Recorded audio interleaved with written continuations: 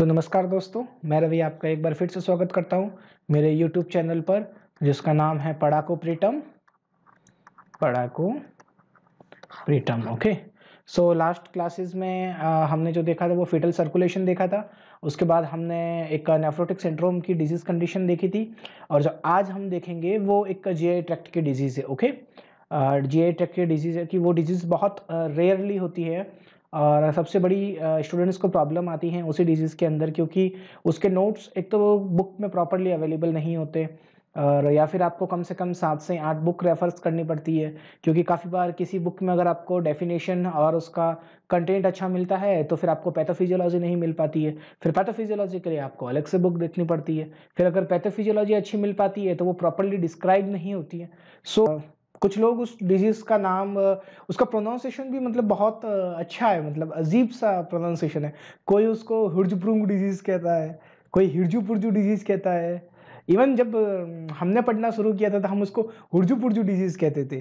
क्यों? क्योंकि students life में ऐसा होता था कि हाँ, कोई भी डिजीज़ है उसका नाम अगर कुछ अलग है, सिंगल टाइम में प्रोनाउंस नहीं होता है, तो हम क्या करते थे, उसका जो नाम है उसका नाम हर मतलब बदल देते थे। जो उसका रियल नेम होता था उससे उसको नहीं बात करते थे। तो ये जो डिजीज़ कंडीशन है इसका नाम है हुर्जब्रुंग्स डिजीज़ कंडीशन। ओके। अब आप लोगों को याद भी आ गया होगा कि हिर्ज़ब्रुंग डिजीज़। ओके। जनरली हम इसको क्या कहते हैं, हिर्ज़ब्रुंग डिजीज़। ओके। इस डिजीज़ का जो नेम है, ओके, नेम जो है वो इसके डॉक्टर के नाम पर है। जिस डॉक्टर ने इसको सबसे पहले आइडेंटिफाई किया था उस डॉक्टर के नाम पर इसका नाम दिया गया है। उनका नाम है डॉक्टर हारोल्ड हिर्ज़ब्रुंग। ओके। हारोल्ड हिर्ज़ब्रुंग, इन्होंने ये डिजीज कंडीशन 1886 में दी थी। ओके। इन 1886, इसको शॉर्ट में एचडीबी कहते हैं। इन 1886 the doctor Harold found that कि in the neonatal, okay, in the neonatal unidentified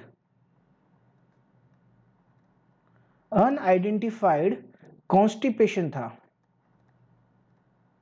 और ये जो था ये मेन किसका रीजन था, डेथ का। ओके। हिर्ज़ब्रुंग डिजीज के अंदर क्या हुआ था कि जब 1886 की जो सेंचुरीज थी उसमें सबसे पहले इसको आइडेंटिफाई किया था हारोल्ड ने, डॉक्टर हारोल्ड ने। उन्होंने क्या बताया था कि जो न्यूनेटल कंडीशन है उनमें अनआइडेंटिफाइड काइंड का एक कॉन्स्टिपेशन होता था जिसका कोई रीजन उनको समझ में नहीं आ रहा था उस समय। तो उसको उन्होंने क्या नाम दिया था, हिर्ज़ब्रुंग डिजीज। ठीक है। लेटर ऑन उस पर बहुत से डेवलपमेंट हुए, बहुत से साइंटिस्ट ने और डॉक्टर्स ने काम किया जिससे उसकी और अच्छी जो डेवलपमेंटल थ्योरी है वो आई है कि भाई इसके बाद ये होता है, ये इसके बाद होगा। लेकिन जो फर्स्ट पर्सन थे वो ये थे जिसके नाम पर इसका नाम दिया गया। क्लियर? तो अब हम देखेंगे इसकी पैथोफिजियोलॉजी। ओके।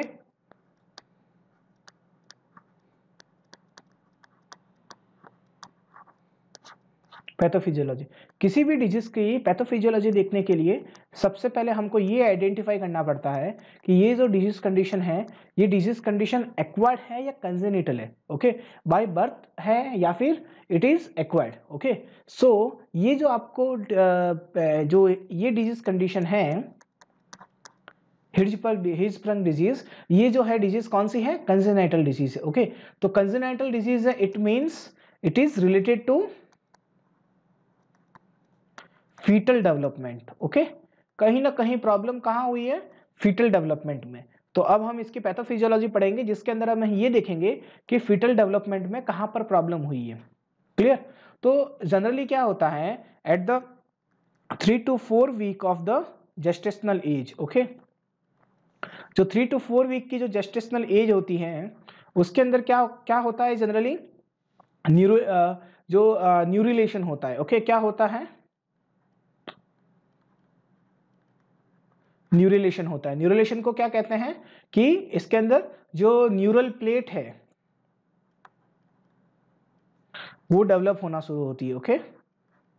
और ये किस में आगे डिवाइड होती है, ब्रेन एंड स्पाइन में। Okay. So at the time of development of neurulation तो जब यहाँ पे कुछ ना कुछ ऐसी प्रॉब्लम होती है जिसके कारण क्या होता है कि हर्ट्ज़बर्ग डिजीज होती है, तो उसी को हम आज आइडेंटिफाई करेंगे कि वो एग्जैक्टली क्या प्रॉब्लम होती है। ओके, तो सबसे पहले हम बनाएंगे, इसका डायग्राम बनाएंगे न्यूरल प्लेट का।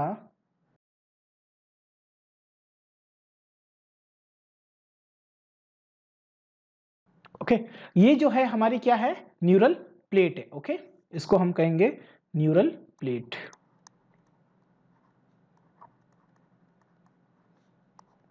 अब इसके अंदर क्या होता है, ये जो है ये ब्लू कलर का आपको जो दिख रहा है इसको कहते हैं न्यूरल क्रस्ट। ओके,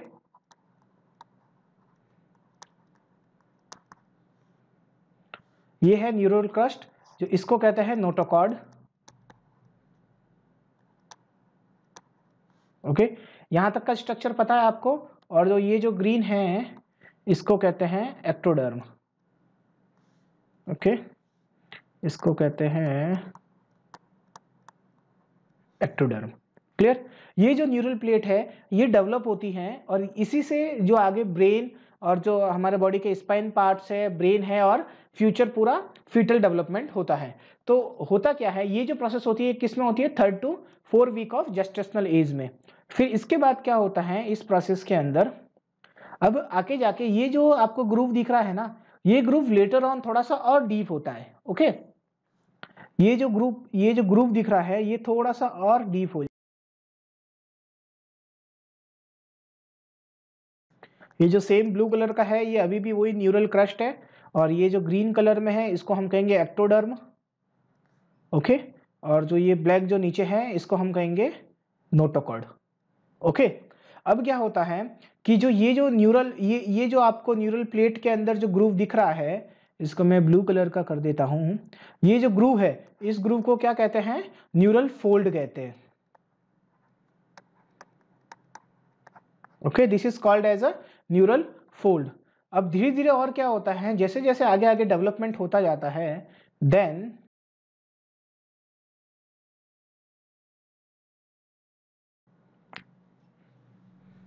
ओके, फिर धीरे धीरे क्या होता है ये और डीप होता जाता है। ओके, ये और डीप होके क्या करता है, यहां से ये फिर धीरे धीरे ये फ्यूज होना शुरू हो जाता है। ओके, ये ऐसे पास में आना शुरू होता है, ये जो पोर्शन है। ओके, ये धीरे धीरे क्या होता है, फ्यूजिंग शुरू हो जाता है, यहां से फ्यूज होना शुरू हो जाता है। और ये जो पार्ट है ये पार्ट एक सर्किल में अलग होना शुरू हो जाता है। ठीक है, यहां से ये क्या हो जाता है, एक सर्किल में अलग होना शुरू हो जाता है। क्लियर। ये फर्दर जाके क्या करेगा,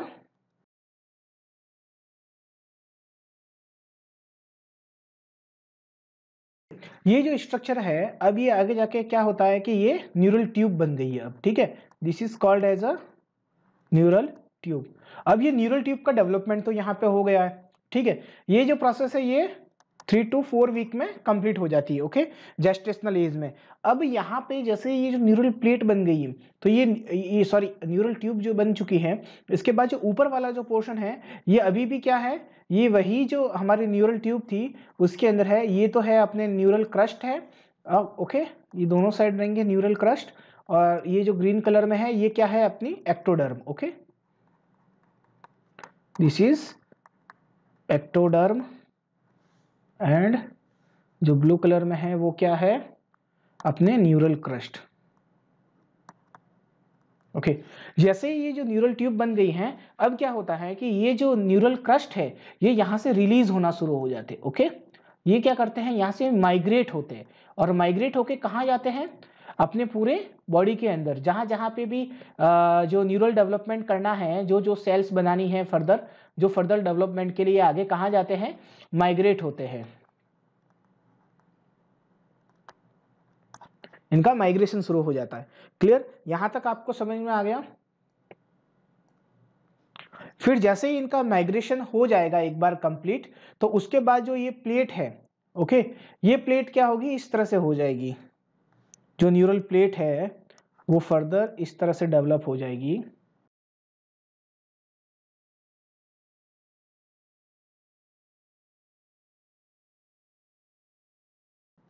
ये जो है ये क्या है, इसको कहेंगे हम न्यूरल क्रस्ट। ये बॉडी में माइग्रेशन के लिए आगे जाते रहेंगे। क्लियर, ये है न्यूरल क्रस्ट। और जो उसके बाद जो ऊपर ये जो न्यूरल प्लेट बची है, अब इसमें सिर्फ क्या रहेगा, एक्टोडर्म। ओके,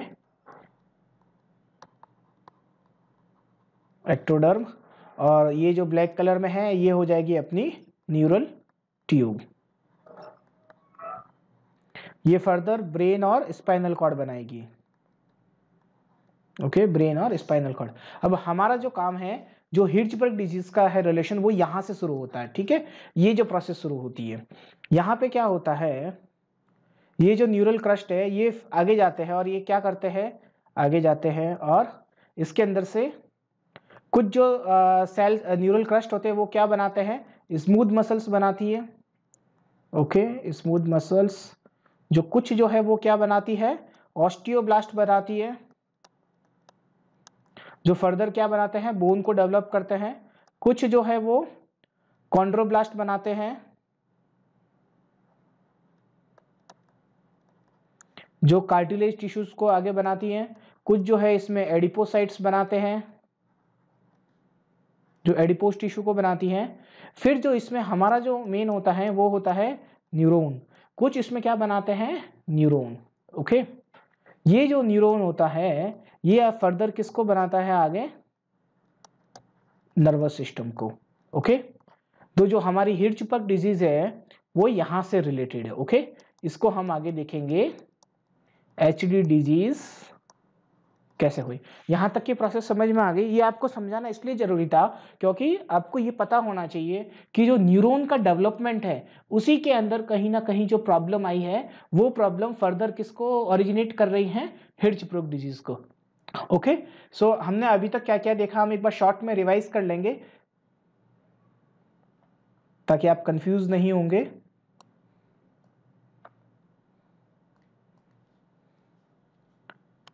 ओके, सबसे पहले क्या होता है, 3 to 4 week of gestational age पे क्या होता है, न्यूरिलेशन होता है। ओके, न्यूरिलेशन इस प्रोसेस में क्या होता है कि न्यूरल प्लेट डेवलप होती है। जो न्यूरल प्लेट का डेवलपमेंट है वो बाद में कहाँ आगे फर्दर होता है, ब्रेन और स्पाइन बनाता है। तो इसी के अंदर क्या होता है कि ये जो न्यूरल प्लेट है, ये इसके अंदर जो ब्लू कलर का आपको पोर्शन दिख रहा है, ये जो पोर्शन होता है इसको कहते हैं न्यूरल क्रस्ट। ओके, और जो ग्रीन कलर का जो पोर्शन है इसको कहते हैं एक्टोडर्म। ये और ये जो ब्लैक कलर का पोर्शन आपको दिख रहा है इसको कहते हैं नोटोकॉर्ड। ठीक है, ये नोटोकॉर्ड होता है। फर्दर ये जो फिर धीरे धीरे यहाँ पर एक डिप्रेशन हो जाए, लेटर ऑन डेवलपमेंट में ये डिप्रेशन जो होता है, ये डिप्रेस वाला पार्ट थोड़ा सा और डीप होता है, फिर ये इसको न्यूरल फोल्ड कहते हैं। फिर लेटर ऑन धीरे धीरे वापस जब प्रोग्रेस होती है तो ये क्या करता है कि ये जो दोनों पार्ट है ये पास में आने की कोशिश करते हैं। ओके, ये जो न्यूरल फोल्ड वाला जो पार्ट है वो धीरे धीरे करके क्या हो जाता है, फ्यूज हो जाता है। और जो ये नीचे वाला पोर्शन होता है, ये वाला पोर्शन, ये पोर्शन क्या करता है, पूरा सर्किल बना लेता है अपना। हाँ, ओके, सर्किल बना के आगे फर्दर क्या करता है, इस पोर्शन के अंदर ये अपनी न्यूरल ट्यूब डेवलप कर देता है। ये देखो, ये जो इसने क्या किया, न्यूरल ट्यूब डेवलप कर दिया। और जो ऊपर वाला पोर्शन रहता है न्यूरल ट्यूब, न्यूरल जो प्लेट है, ये इसको क्या कहते हैं, neural plate. Okay, neural plate. इस न्यूरल प्लेट में क्या होता है कि जो ये न्यूरल क्रस्ट होते हैं ये आगे क्या करते हैं, सेल्स को बनाते हैं और एक्टोडर्म है वो यहाँ पर रहती है। फिर फर्दर क्या होता है, जैसे ही जो न्यूरल ट्यूब है, ओके, वो डेवलप हो गई, ये जो न्यूरल ट्यूब थी ये डेवलप हो गई अपनी 3 to 4 week of gestational age में। फिर आगे क्या होगा, जैसे ही ये डेवलप हो जाएगी तो जो न्यूरल क्रस्ट है वो यहाँ से माइग्रेट होना शुरू हो जाते हैं। देखो ये माइग्रेशन इसका शुरू हो गया, क्लियर। ये जो माइग्रेशन है ये फर्दर कहाँ जाता है, पूरी बॉडी के अंदर जाता है, जो आगे जाके क्या करता है, स्मूथ मसल्स को बनाता है, ऑस्टियोब्लास्ट को बनाता है, कॉन्ड्रोब्लास्ट को बनाता है, एडिपोसाइट्स को बनाता है, न्यूरॉन्स को बनाता है और ऑन्डेटोब्लास्ट को बनाता है। ऐसे सारी बॉडी के सेल्स बनाता है। और हिर्ज़बर्ग डिजीज में जो न्यूरॉन्स का जो है एग एंग्लोनिक होता है, इसलिए हम न्यूरॉन की स्टडी करेंगे। न्यूरॉन फर्दर जाके नर्वस सिस्टम बनाते हैं और नर्वस सिस्टम में अगर कोई प्रॉब्लम आएगी जो गट से रिलेटेड है, इंटेस्टाइन से, तो वो हिर्ज़बर्ग डिजीज को होगा। ओके, ये जो न्यूरॉन है, ये न्यूरॉन क्या करते हैं, फर्दर माइग्रेट होते हुए कहाँ तक आते हैं, वेगस नर्व की जो सप्लाई होती है अपनी, ओके, वेगस नर्व के क्रस्ट तक आते हैं। इनको वेगस नर्व कहते हैं, जो आगे जाके क्या करते हैं, वेगस नर्व तक जाते हैं। तो ये कहाँ आते हैं, गट में आते हैं। ठीक है, तो अब हम इसको आगे देखेंगे कि आगे कैसे प्रोसीजर होगा इसका। सबसे पहले हम इसका अपना इंटेस्टाइन का डायग्राम बना देते हैं।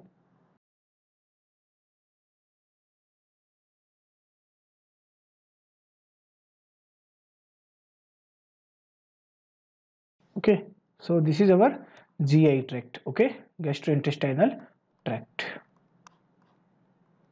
इसके अंदर क्या होता है कि अब हम देखेंगे जो ये जो न्यूरल क्रस्ट थे, ओके, ये जो ब्लू ब्लू है इसको हम न्यूरल क्रस्ट कर देते हैं। ये न्यूरल क्रस्ट क्या कहते थे कि ये एस्टेब्लिश होने के लिए अंदर आ गए। अब ये जहां जहां भी जाएंगे अपनी क्या बनाएंगे, न्यूरल सेल्स बनाएंगे, ओके।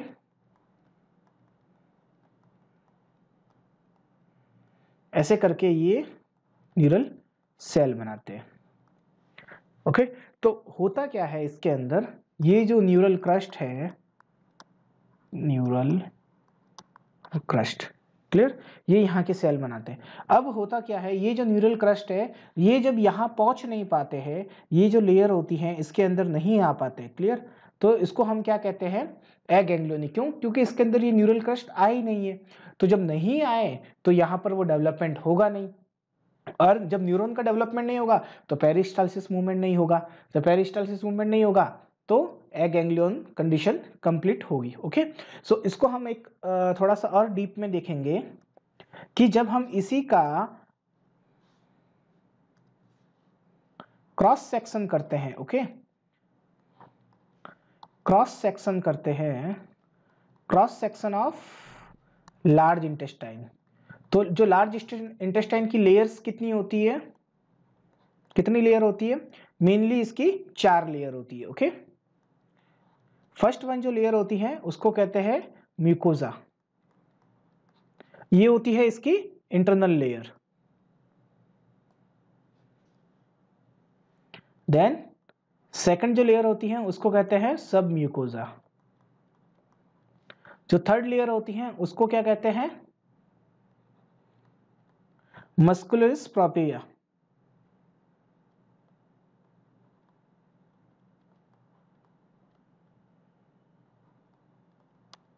और जो फोर्थ लेयर होती है उसको कहते हैं सीरोसा, ओके।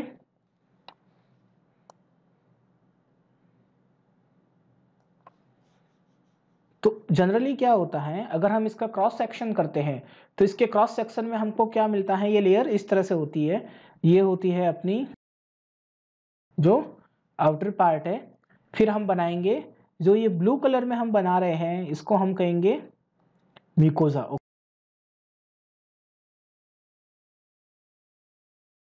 ये कौन सी लेयर है, इनर मोस्ट लेयर म्यूकोजा। फिर हम बनाएंगे ग्रीन कलर में, वो होगी अपनी सब म्यूकोजा, ये होगी सब म्यूकोजा। फिर जो है हम बनाएंगे ग्रीन कलर में, ओके, नो ग्रीन कलर नहीं लेंगे, कुछ और कलर लेते हैं ताकि कॉन्ट्रास्ट आ जाएगा। ये जो लेयर है इसको हम कहेंगे मस्कुलरिस, और जो सबसे एंड में जो लेयर होगी वो होगी अपनी सीरोसा, ओके।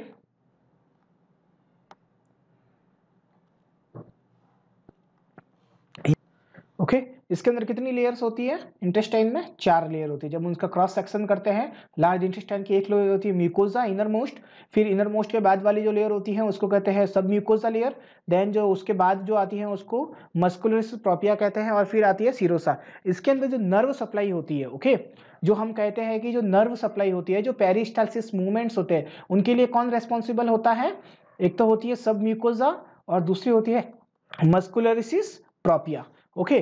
तो जो ये सब म्यूकोजा होती हैं इसके अंदर यहाँ पर एक स्पेशल सेल्स होते हैं, ओके, जो वो न्यूरल क्रस्ट थे वो यहाँ पे आते हैं और क्या बनाते हैं, नर्व सेल्स को यहाँ पे बनाते हैं। ये जो ब्लैक कलर का मैं अब कलर कर रहा हूँ इसको हम कहेंगे, क्या कहेंगे, ये जो बनेगा इसको हम कहेंगे जो नर्व सेल है, ओके, इसका जो नाम है वो क्या होता है, मेसेंचियर प्लेक्सिस, ओके, मेसेंचियर प्लेक्सिस। इसको हम ये कहाँ बनेगा, सब म्यूकोजा में, ओके, कहाँ बनेगा, सब म्यूकोजा में। और इसी के साथ में जो हमारी दूसरी लेयर होती है मस्कुलरिस प्रोपिया, ओके, इसके अंदर भी एक स्पेशल क्या बनता है, नर्व सेल्स बनती है, ओके। इस नर्व सेल को क्या कहते हैं, ऑर्बेक प्लेक्सिस। ओके, ये जो दो होते हैं ये मोस्ट इंपॉर्टेंट होते हैं फॉर पेरिस्टालसिस मूवमेंट के लिए। जो पेरिस्टालसिस मूवमेंट होता है वो इन दोनों की वजह से होता है। क्लियर? कौन कौन से? आर्बक प्लेक्सिस और मेसेंजर प्लेक्सिस। बहुत बार ये कंपटीशन एग्जाम्स में पूछा गया है कि which nerve plexus is responsible for the peristalsis movement in intestine. So the answer is Auerbach plexus and Meissner plexus. Clear? अब हम इसकी पैथोफिजियोलॉजी को कंप्लीट करते हैं।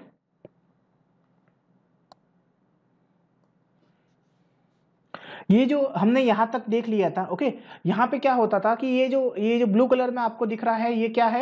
ये न्यूरल क्रस्ट जो है ये कंटिन्यू बॉडी जो है अपना जीआई ट्रैक्ट है उसमें आ रहे थे, और आते आते अब क्या हो रहा था कि ये आगे जाके जो अपनी फॉर्म बना रहे थे। ओके, तो ये क्या करता है, ये इस तरह से एक तरफ ये क्या क्या बनाते जाते हैं दोनों, ये जो है क्या बनाएंगे? Mesangial plexus. ओके, और उसी के साथ में ये और क्या बनाते जाएंगे? ऑर्बेक प्लेक्सिस। ओके, ऑर्बेक प्लेक्सिस, ये दोनों बनाते जाएंगे। और ये जो कंडीशन होती है यहाँ पर, ये लार्ज इंटेस्टाइन में कब लार्ज इंटेस्टाइन में एंटर होते हैं? 6 वीक पे। Okay, 6 week of gestational age में कहाँ पर? लार्ज इंटेस्टाइन में एंटर हो जाते हैं। फिर धीरे धीरे क्या होता है, ये धीरे धीरे लार्ज इंटेस्टाइन में भी उसी तरह से जो मेसेंजियल प्लेक्सिस और ऑर्बेक प्लेक्सिस बनाते जाते हैं। क्लियर? फिर ये आगे जाता है, फिर सडनली क्या होता है 8th वीक पे, ये वैसे जनरली क्या होता है 7 to 8 वीक पर ये कंप्लीट हो जाता है। ओके, 7 to 8 वीक पर कंप्लीट हो जाता है। बट इसके अंदर क्या होगा कि कुछ ऐसी जो डेवलपमेंटल प्रोसेस होती हैं उसके अंदर कुछ ऐसा प्रॉब्लम आता है या कुछ ऐसे डिफॉर्मिटी अकर हो जाती है जिससे क्या होता है कि ये जो माइग्रेशन है ये स्टॉप हो जाता है। ओके, माइग्रेशन क्या हो जाता है? स्टॉप हो जाता है, माइग्रेशन स्टॉप। जिससे क्या होता है कि अब ये जो न्यूरल जो क्रस्ट था वो कहाँ नहीं आते? कंटिन्यू अंदर नहीं आते, जीआई ट्रैक्ट में नहीं आते। जिससे जैसे कि अगर ये यहाँ तक डेवलपमेंट हुआ है तो ये यहाँ तक डेवलपमेंट होकर ये आगे ब्लॉक हो जाएगा, अब इसके आगे ये नहीं जाएगा। अगर यहाँ तक डेवलप हुआ है तो ये यहाँ पे आके ब्लॉक हो जाएगा। मतलब यहाँ तक तो जो अपना जो एंटरिक नर्वस सिस्टम है, ईएनएस एंटरिक नर्वस सिस्टम कहते हैं, ये डेवलप हो गया है, बट इसके आगे ये डेवलप नहीं हुआ। ओके, ये अनडेवलप रहेगा, it is undevelop duty. Okay, so अब क्या होगा कि ये जो है ये अनडेवलप रहेगा तो इसके अंदर पेरिस्टालसिस मूवमेंट नहीं होंगे। इस पार्ट के अंदर क्या नहीं होगा? पेरिस्टालसिस मूवमेंट नहीं होगा। जब पेरिस्टालसिस मूवमेंट नहीं होगा तो जो स्टूल पास होता है, जो बेबी जब भी फीडिंग लेगा यहाँ से, वो पास होते होते यहाँ तक तो आ जाएगा लेकिन यहाँ से आगे पास नहीं होगा। क्यों? क्योंकि पेरिस्टालसिस मूवमेंट एब्सेंस है। तो उससे क्या होगा कि ये जो कंडीशन है आगे जाके क्या डेवलप होगी? हिर्ज़ब्रूक डिजीज में। ओके, हिर्ज़ब्रूक डिजीज में होगा। क्लियर? अपनी पैथोफिजियोलॉजी यहाँ पर कंप्लीट होती है। अब हम एक बार बिल्कुल शॉर्ट में इसको क्लियर करते हैं। ओके, शॉर्ट में क्लियर करेंगे। कैसे क्लियर करेंगे? सबसे पहले क्या होता है? न्यूरल प्लेट का डेवलपमेंट होता है। ओके, न्यूरल प्लेट डेवलप होती है। न्यूरल प्लेट डेवलप होती है, उसके बाद क्या बनती है? न्यूरल ट्यूब बनती है। न्यूरल ट्यूब बनती है। न्यूरल ट्यूब से आगे जाके क्या बनता है? न्यूरल ट्यूब डेवलप होगी और उसी के साथ में क्या रिलीज होते हैं? माइग्रेशन न्यूरल क्रेस्ट का। न्यूरल क्रेस्ट का जो आगे जाके क्या बनाते हैं? नर्वस सेल बनाते हैं। और ये कहाँ पे जाते हैं? गट में जाता है, लेकिन failure to migrate at 7 to 8 week of gestational age. जिससे क्या होता है, जब ये फेल हो जाएगा तो no colonisation of neural crest. So no nerve cell in gut. Nerve cell नहीं होगी गट के अंदर, जिससे आगे क्या होगा? Aganglionic section. जो बचा हुआ पार्ट है वो एगैंग्लियोनिक रहेगा, और ये एगैंग्लियोनिक रहेगा तो क्या हो जाएगा? हिर्ज़ब्रूक डिजीज होगी। क्लियर? यहां तक पैथोफिजियोलॉजी कंप्लीट हो गई अपनी। अब हम देखेंगे इसके साइन एंड सिम्टम्स क्या होते हैं। ओके,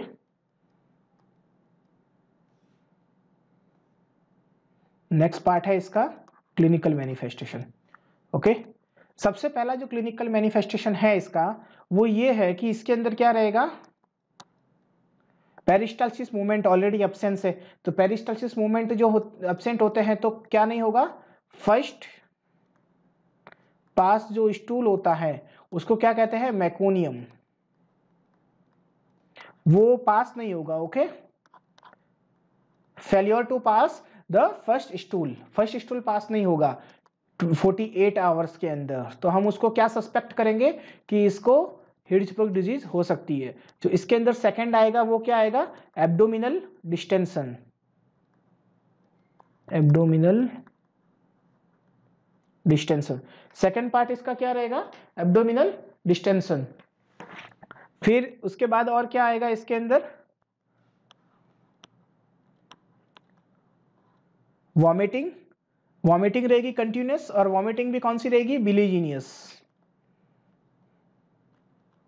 बिलियस वॉमिटिंग रहेगी। ओके, कैसे रहेगा ये, एक बार अपन शॉर्ट में मैं आपको समझा देता हूं। बिल्कुल, ये जो अपना लार्ज इंटेस्टाइन है,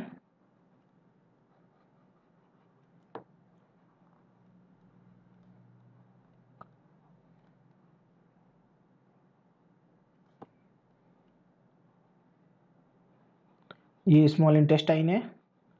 ओके ओके, जनरली होगा क्या, जैसे फूड जो है वो फूड हमने यहाँ से फूड फीड उसको दिया बेबी को, बेबी आफ्टर डिलीवरी उसको फीडिंग करवाया, ठीक है, तो जो फीड हमने दिया उसको वो डाइजेशन के लिए यहाँ स्मॉल इंटेस्टाइन में आ जाएगा, यहाँ से जो डाइजेस्ट होगा, फिर जो वेस्ट मटेरियल होगा वो कहाँ जाएगा, लार्ज इंटेस्टाइन में जाएगा।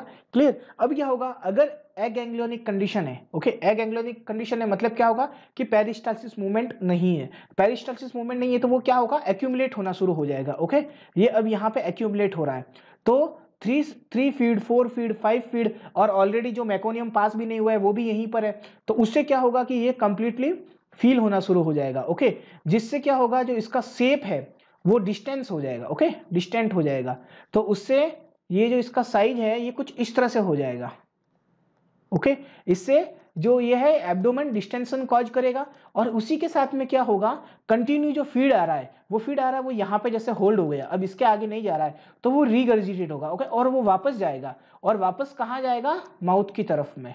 ओके, माउथ में, तो उससे क्या होगी, वॉमिटिंग, और ये जो ये कंटिन्यूस एक्यूमुलेशन हो रहा है वेस्ट मटेरियल का, स्टूल का, इससे होगा एब्डोमिनल डिस्टेंशन और फेलियर टू पास, वो तो है ही। देन नेक्स्ट थिंग क्या आएगी, ये जो 3 है इसके, देन पेन रहेगा। ओके, देन शाइनी एब्डोमेन भी रहेगा, क्यों, डिस्टेंशन बहुत ज्यादा हो जाएगा तो शाइनी एब्डोमेन भी रहेगा। तो